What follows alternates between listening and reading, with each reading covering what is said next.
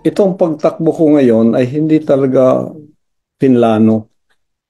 Ako ay isang spiritual leader ng KOJC at 4 na dekada na ang aking ministry bilang KOJC spiritual leader na lumaganap na sa buong sanlibutan. At sa hindi inaasang panahon, pagkakataon, to make the story short, ako po ay na-involved sa politika na hindi ko naman talaga sinasadya at hindi ko naman talaga kasalanan. Naging kaibigan ko ang Pangulong Duterte at sinuportahan ko siya. At parang nakita ko na sa kalagitnaan nito ay I was caught in a political storm sa labanan ng mga tao sa politika. Kaya ah, nakita naman po ninyo kung paano ako'y ah, inusig mula pa dito, Amerika, ganun din, at ginawan ng maraming mga akusasyong hindi naman mapatotohanan upang ako ay managot sapagkat ito nga ay puro political ang dahilan.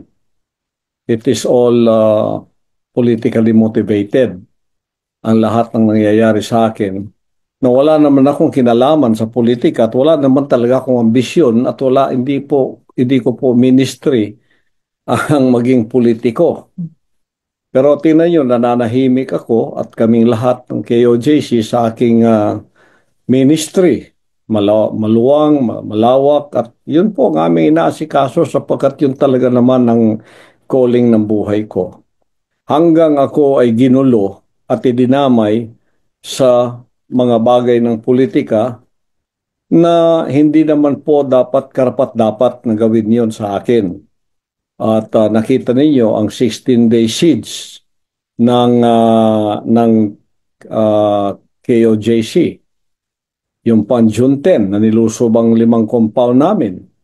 Pagkatapos yung 16 na araw na KOJC siege, puro unlawful at illegal ang ginawa sa amin.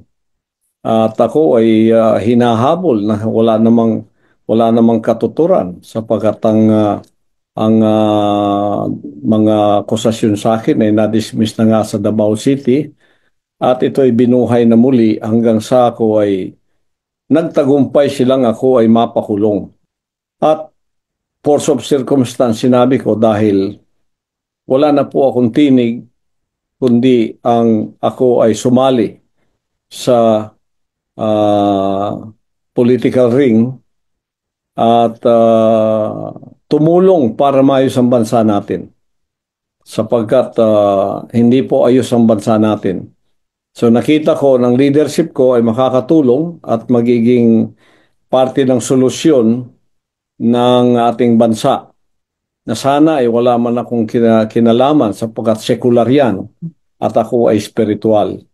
Ngunit sinabi ko nga, baka mission talaga ng Diyos binigay sa akin na ako'y tumakbo ngayon upang makatulong naman sa kaguluhan ng ating bansa, ayusin ito at ako'y maging parte ng solusyon.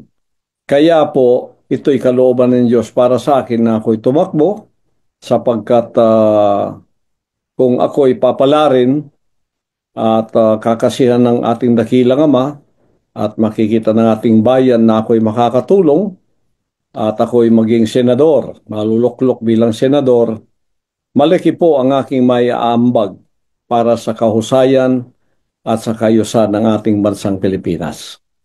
Yun po ang dahilan.